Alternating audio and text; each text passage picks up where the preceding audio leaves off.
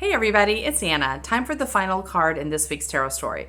So I mentioned with the Wednesday card, which was the Nine of Wands, that we have repeat cards this week from last week. Well, today we have a repeat of the Friday card, the Nine of Cups. This Nine of Cups, though, is reversed. So we have the same cards showing up for Wednesday and Thursday, but they're flip-flopped, right? So last week we had this upright. Here it is reversed. So as I mentioned last week, and I mentioned this week, the Nine, once again, is the moment just before we cross the finish line, we reach victory.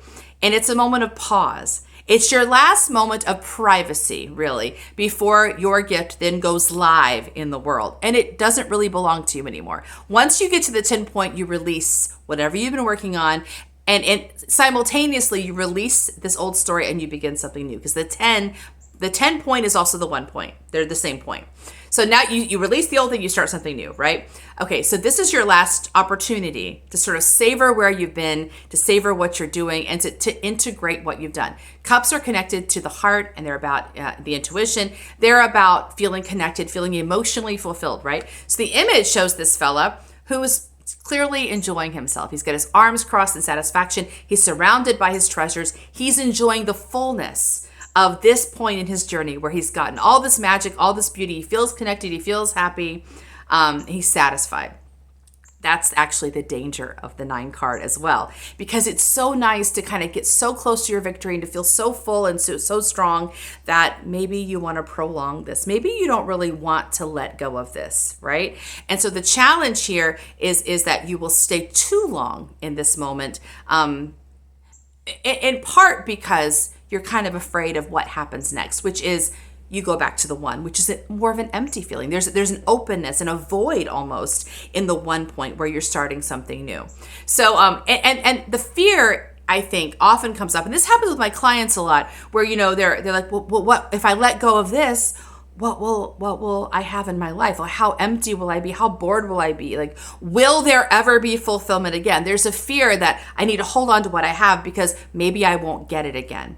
And I think that's why this card is reversed. I think we're staying in this moment a little bit too long. Like, it's ready. Your gift is ready to be released, right? You've got it, and you've enjoyed it. Okay, but now it doesn't belong to you anymore. Can you let it go? Can you release ownership of this thing you're doing so you can start another piece of work? So you can start working on a new blessing. And can you do this one thing? Can your ego let go of it? Right? Because this guy, he's all right. I think he's an okay guy, but I've always felt he looks a little bit smug. Like, he's kind of proud of himself, right?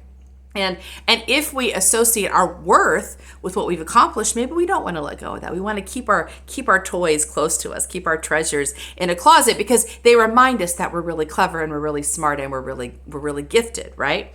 But the experience of the gift when you're creative is not in the manifestation, actually. It's in the creative process itself. So it's not the painting that the magic has. Not for you. Once you're done with the painting, it doesn't have any power for you anymore.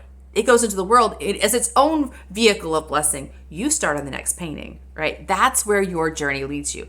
So if you're afraid it won't happen again, you're afraid you're going to be empty, you're never going to be fulfilled again, or you're kind of attached to what you've created, that's a problem with the 9 of Cups reversed, right? We need to go ahead and release it. Yes, you will feel empty. Yes, you'll have to, give up this, put your baby in the world and let it make its own way in the world, and you have to let it go. Yes. And trust it. Trust it. You've done your best. You've set it free. Now, that gift, it's that gift's job to make its own life in the world. You move on to the next thing. So I think this card encourages us to release.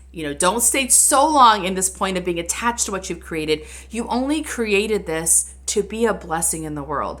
Now, the creativity is still with you. If you will release this, you get to make the next thing. And it'll be an even bigger thing, an even more magical thing. Because the more you do this path, the more pieces of manifestation you do, the better you get at it. You get to do bigger things, more fun things. You get to enjoy more and more the experience of going from the void to filling, to the fulfillment and the release. And that becomes the adventure and the fun. So that's our final card. See you next time. Bye.